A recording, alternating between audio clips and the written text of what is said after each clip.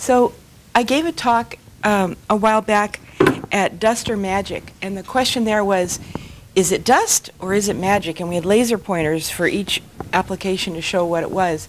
And because of that, I was invited here. And I'm so excited because I'm learning new realms that I didn't even know about. There, that's better, isn't it? Yeah, good. So the Learning Company, I started in 1978. I had a little baby on my hip, an 18-month-old, and I worked in East Buffalo, East Oakland, the very poorest schools, and I just saw that the kids needed an awful lot more.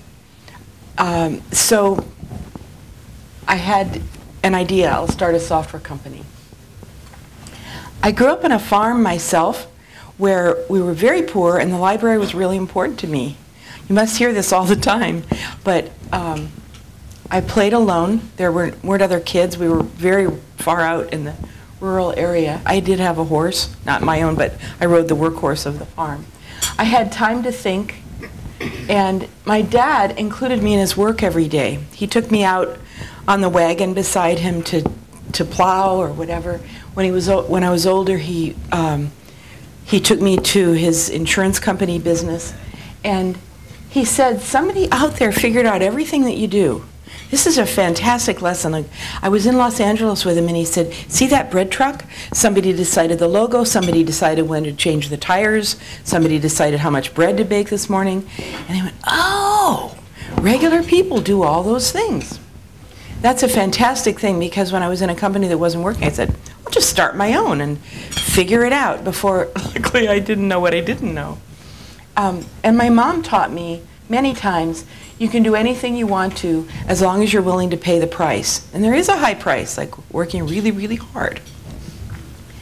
So when I go to the public library, even today, it's like when I get on planes. My mom was an engineer at Boeing, and she said, well, I can't believe those great big heavy things fly. And when I go to a library, I have no idea what you all do to make it so that I can walk in and pick up a book or ask a librarian.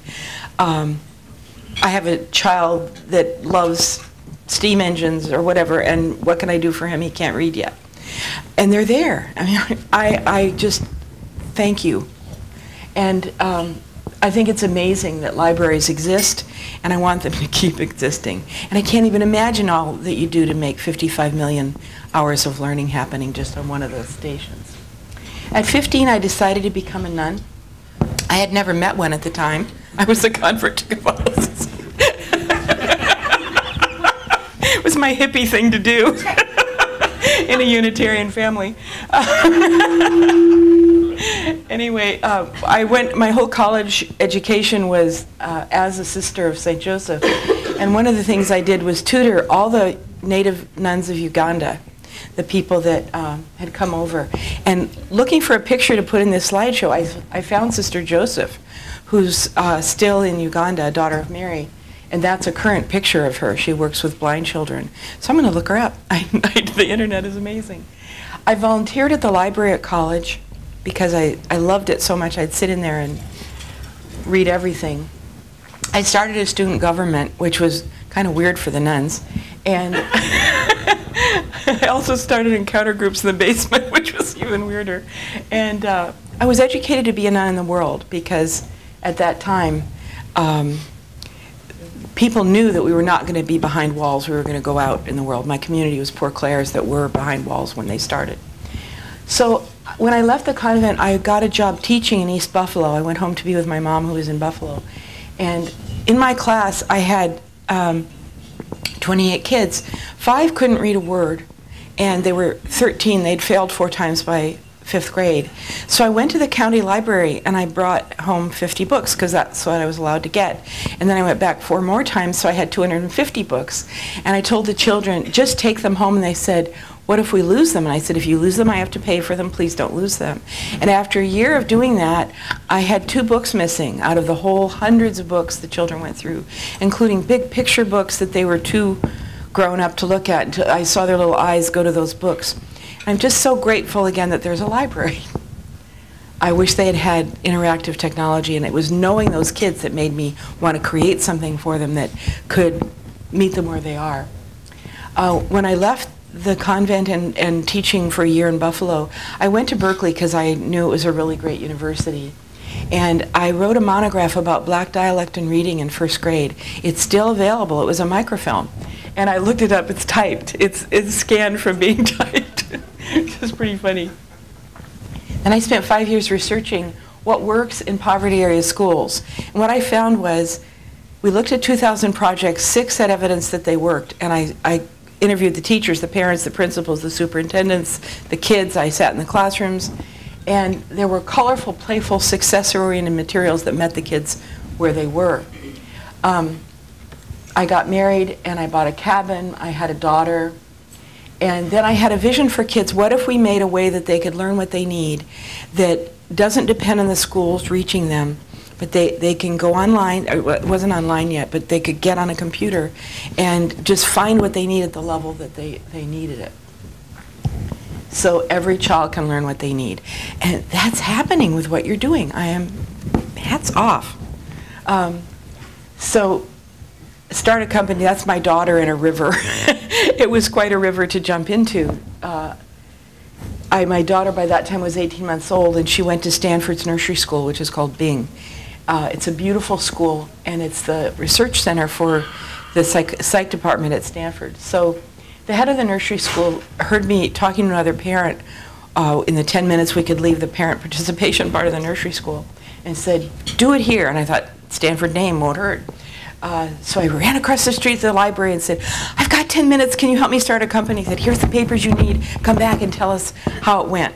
And that's just, and I literally called up and said, I want a company at the county office, and they said, what kind? I said, what kind do you have? So I started a partnership, and then my partner found out that if I got in a car accident driving to the library, he would be liable, so it became a sole proprietorship. I had worked at the Educational Testing Service, SRI International, American Institutes of Research, and I thought, well, 3 letters is good.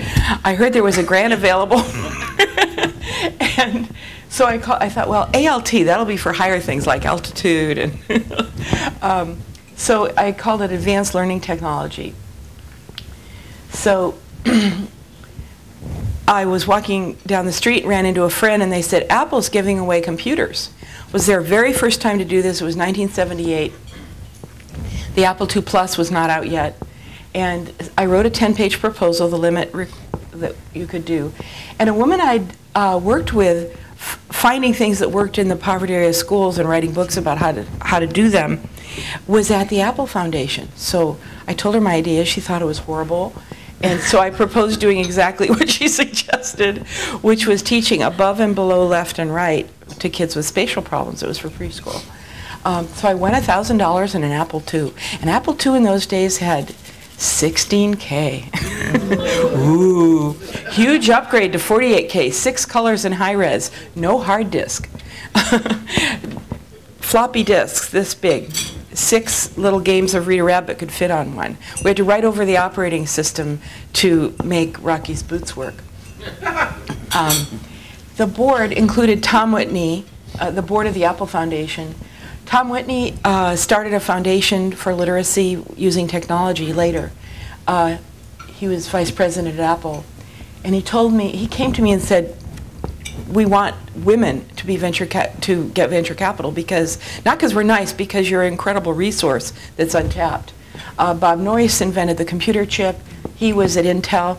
Arthur Lerman was head of the Lawrence Hall of Science and said, consider us for marketing. I framed his letter on my wall because I only had an idea at that point.